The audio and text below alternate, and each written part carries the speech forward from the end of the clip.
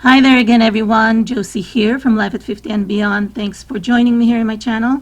Today I'm going to be showing you how I made this wooden display case.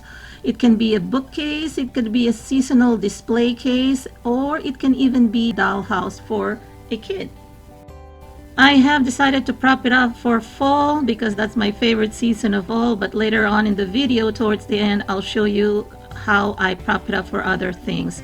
But the reason why I'm doing this right now is because some of the items may not be available later on. In order for me to do this in a wooden material, the closest I could get is wood. This is not really pure wood, but it's more like a particle board. It's a plaque, a wooden plaque that is a seasonal item at the Dollar Tree, and right now they have this in a summer theme. Not sure if something like this will come up, something similar or in size and shape will come up during fall, so I'd rather do it now, and I want to entice you, if you want to do this for fall, pick them up while you can. So you need 6 of those, and then a pair of scissors, E6000 or any strong bond glue, hot glue, also chalk, paint. You can also use acrylic paint, and a paintbrush. Other items you will need would be a white foam board from the Dollar Tree, a hardware utility knife. Also you will need contact paper. I use brown wood grain. They also available in light grain. And this one, the Nautical rope, which may not be available for so long as well. So start off by removing anything that's protruding or elevated because you want it to be as smooth as possible. The measurement of this one would be a 10-inch square. So if you can find something similar, even though not in this specific style, go ahead and purchase them. So you need 6 pieces. Remove all the stickers as well as the twine if there's any. Then using your brush, or whether it's your sponge brush or this kind of plastic brush that I got from the Dollar Tree, paint with an acrylic or even chalk paint. I'm using chalk paint here, and I am not really doing anything really smooth here. Maybe a couple of coats front and back because I want it to look rustic and weathered, so I'm not really going to make it look perfect. And then to connect the pieces, I am going to be using a combination of E6000 and hot glue. In the areas where I didn't put E6000, I am applying hot glue. The E6000 provides a stronger bond, but it doesn't cure or dry fast, unlike hot glue. So add hot glue so that it will attach or adhere to each other fast, but I suggest adding the E6000 or any strong bond glue for a more permanent or stronger hold. Now I'm also putting in the other side. Before I put the other side, I anchored the left side, and then I just repeated the steps here. My apologies if you cannot see the entire process, and I'm just explaining it here on the left side what I've done. It's very basic. So after I also put them together, I even applied additional hot glue on the seams. And then I placed some items in between to keep them straight and so that they can lean on them. And then on the top of each side, I applied a combination again of E6000 and hot glue, and then placed the 4th piece on top. So this is how it should look like. Now I'm going to be cutting a piece for the backing, and I'm using foam board here, and I am using one of the pieces that I'm going to be using for the roof as a template. I'm adding probably 1/4 of an inch on the side and on the top to give it a little bit of allowance for attaching. And then on this one I'm just using hot glue because foam board and wood, I don't think they will unravel fast, but if you want to use E6000 you can do so as well. So this is how it should look like with the backing.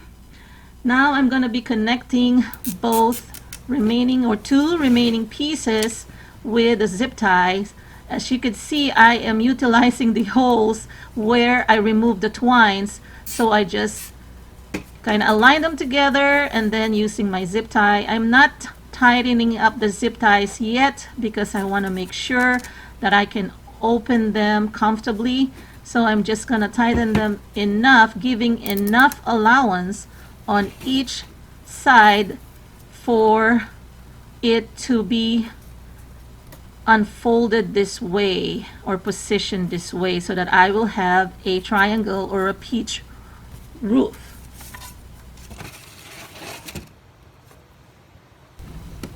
Then I'm going to be applying E6000 with hot glue again, same manner as I have done previously, and I am going to be attaching one side first. Because this is in the diagonal, I'm being careful to ensure that one of the sides, in this case the right side of the roof, is attached first. So I'm pressing it tightly to make sure that I have a good grip. And then I'm applying extra hot glue on the seams.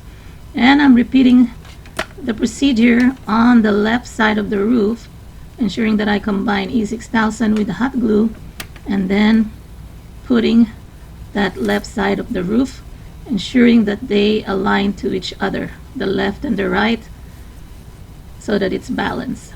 And then I press both sides in order to have a firm hold.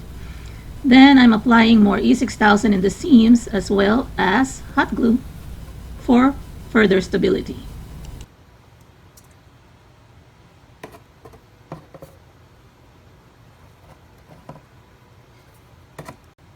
Next, to make the backing on the top side, I flip the house down so that I can trace the triangle.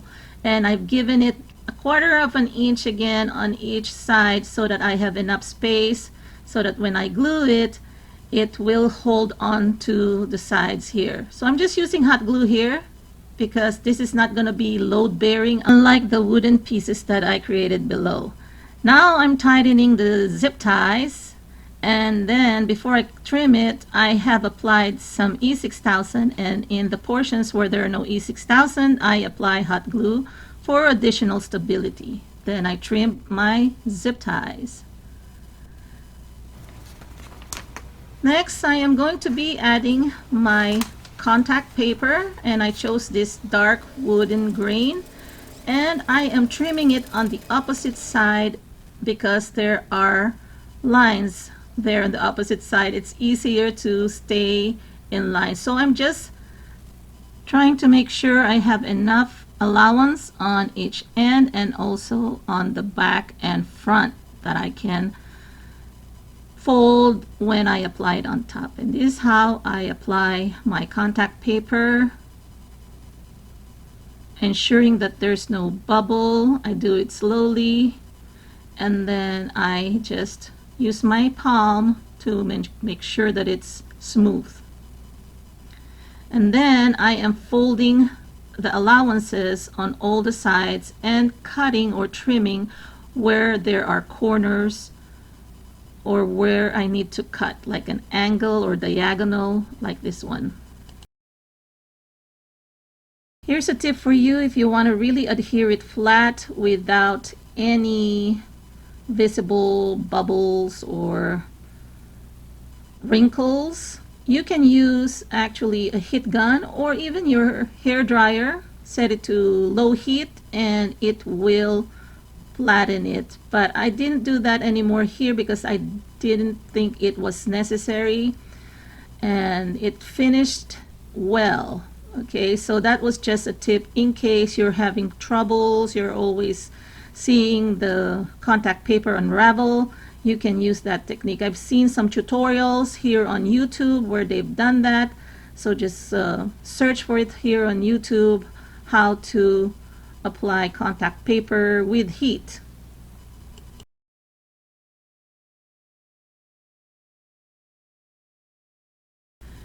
So what I've done with the application of my contact paper, I split it in two. If you've noticed, I didn't do a complete piece because of the zip tie that's protruding. I just want it to be as flat or smooth as possible. So I did the left and right application and then kept the top of the zip ties on top. I will be covering that or concealing that with the nautical rope, but in the meantime, I want to show you how I folded my contact paper. Like I said earlier, I'm cutting some of the corners, whether diagonal or straight, to give me a smoother finish. So here I'm going to be attaching my nautical rope to conceal the top. So I'm doing a double up here on each side, and then at the center I applied one more.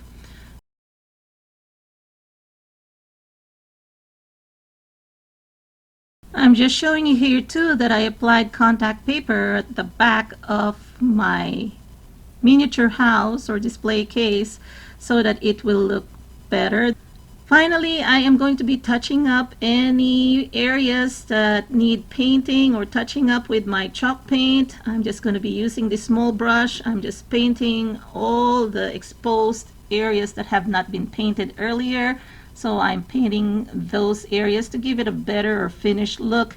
And also I will be painting all the areas where I added glue onto the seams to make it more stable. And that's what's good about painting. They will disappear as long as you use the same paint. And in my case, I'm using the white chalk paint. You can buy chalk paint at Walmart inexpensively, and you can buy them online as well. I bought this at Amazon for 2 pieces for $6.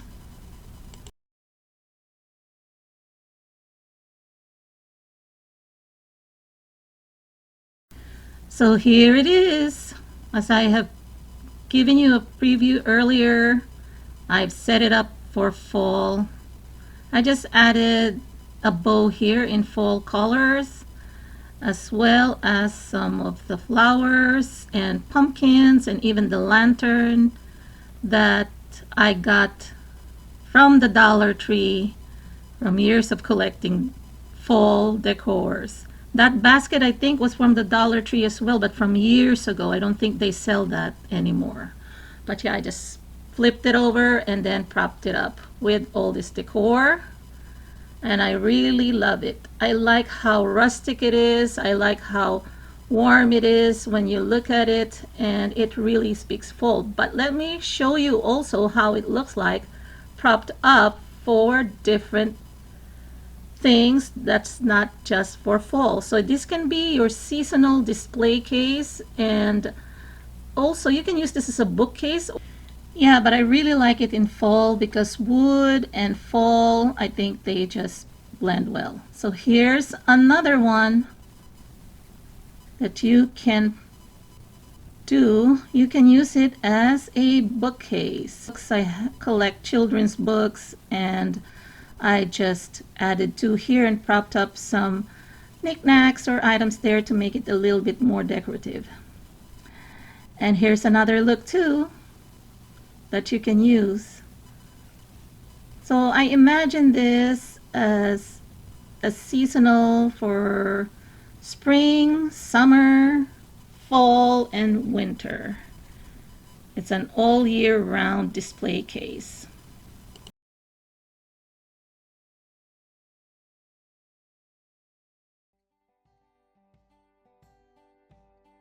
As usual, adding light makes things more dramatic and beautiful, so you can use a can light like that one that I showed you, a press light that you can get at the Dollar Tree, or their fairy lights. So I hope you enjoyed this video. If you did, please give it a thumbs up. Please share, leave some comments down below, subscribe as well, and also hope everybody's having a great day. Talk to you again in my next video. Bye-bye!